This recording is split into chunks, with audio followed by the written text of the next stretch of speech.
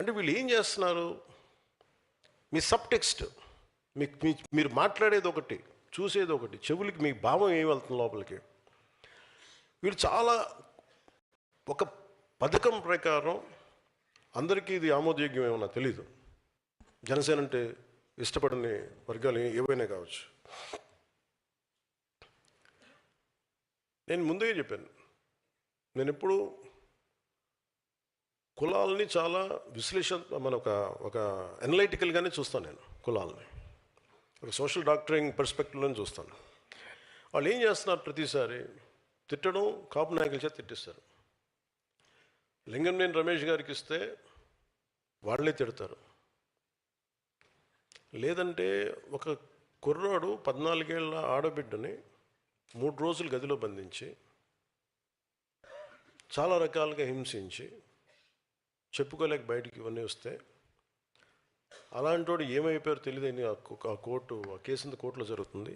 అతనికి వత్తాసుగా వీళ్ళందరూ వెళ్తారు. తల్లి బాధ వేరే, తల్లి బాధ నేను అర్థం చేసుకోగలను.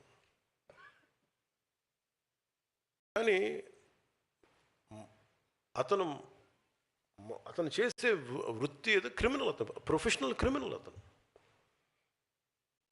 ఒక ప్రొఫెషనల్ క్రిమినల్లో ఎలా వెనకేసుకొస్తారు? ఏ బేసిస్లో వెనకేసుకొస్తారు? Just because he's your caste. మీ కులం అయితే సరిపోద్దా? అంటే చిన్నప్పుడు మనం వినేవాళ్ళం కదా, show me your friend, I tell you who you are అంటారు ఎవరన్నా. అలాగే మీ నాయకుని చెప్పండి, అతనేంటో మీరేంటో నేను చెప్తాను. ఇప్పుడు చూడండి, సోకాల్ లీడర్స్ అందరూ ఎలాంటి వైపు మగ్గుతున్నారు వీళ్ళందరూ. అంటే ఏం మెసేజ్ ఇస్తున్నారు వీళ్ళందరూ? ఉదాహరణకి చాలా కులాలు ఉన్నాయి. ఉదాహరణకి ఫర్ ఎగ్జాంపుల్ కాపు కులాన్ని తీసుకుందాం. ఈ మధ్యన మనకి ఎక్కువ వినిపిస్తుంది కాబట్టి. వీళ్ళు కాపులను ఎలా ప్రొజెక్ట్ చేస్తున్నారు? ప్రతిసారి ఈ 4-5 మంది ఫేసులు కనిపిస్తాయి. మనకు బూతులు తిట్టేవాళ్ళు, కాపులు బూతులు తిడతారు.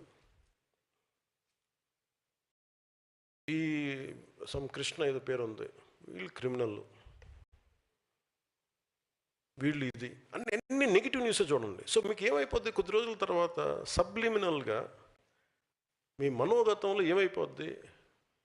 It will become confine to అది. ఈ భావన దేనికి వేస్తుంది? కాపు అని చెప్పగానే ఇవన్నీ గుర్తొస్తాయి మనకి. We'll form our opinion. అది వీళ్ళ స్ట్రాటజీ. అంటే మీకు భావం ఏం చెప్తారు? ఇది ఒక్క కాపు కులానికి కదా, అందరికీ చెప్తారు. అన్ని కులాలకి ఇదొక very clear cut political game. ఇది నేను దాన్ని బ్రేక్ చేస్తాను కాబట్టే నా మీద ఇంత కోపం అందరికీ.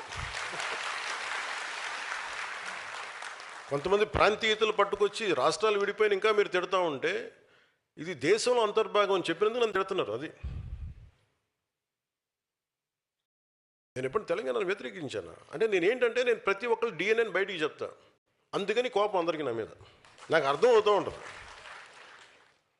అంటే ఏ సామాజిక వర్గం అయినా నాయకత్వం వహించాలంటే మిగతా అన్ని సామాజిక వర్గాల విశ్వాసాన్ని పొందాల్సిందే, వేరే దారి లేదు దీనికి. భారతదేశంలో ఏ ఒక్క వర్గం కూడా, ఏ ఒక్క కులం కూడా ఒంటరిగా చరిత్రను మార్చబోదు కూడా. కలిసి నడిచిన వారే చరిత్ర నిర్మించారు. అందరినీ కలుపుకెళ్ళిన వాళ్ళే చరిత్ర నిర్మించారు. సాధికారత అంటే మీరు ఒక కులాన్ని పైకి తీసుకురావడం కాదు, మిగతా కులాలను కూడా వాళ్ళని పైకి తీసుకొస్తూ మీరు వాళ్ళు కూడా అంగీకరించే స్థాయికి మీరు ఎదగడం. ఏ సామాజిక వర్గానికైనా నేను అడిగే ఒకటే ప్రశ్న, మీ నాయకుడి మాటలు మీ కులాల గౌరవాన్ని పెంచుతున్నాయా, మీ సమాజం గౌరవం పెంచుతున్నాయా, లేక మీ సమాజం పైన ఉన్న అభిప్రాయాన్ని దెబ్బతీస్తున్నాయా? ఇది ప్రతి కులం మీరు చూసుకోవాల్సిందే. మీరు ఒక వ్యక్తి చేసిన తప్పు, ఒక కులం చేసిన తప్పు ఎలా అవుద్ది? నేను అందుకే చెప్తాను, నువ్వు నాయకుడిని చూపించు, నీ భవిష్యత్తుని ఏంటో నేను చెప్తాను. నువ్వు ఎవరిని నమ్ముతున్నాడు దాన్ని బట్టి నీ భవిష్యత్తు ఉంటుంది. ఇలాగ బూతులు తిట్టేవాడు నమ్మితే 11కి వచ్చారు, 151కి వస్తారు.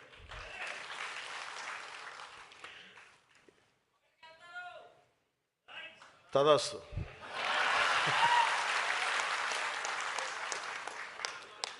నీలో అమోఘమైన తపోశక్తి ఉంది, నువ్వు సాధించుగా.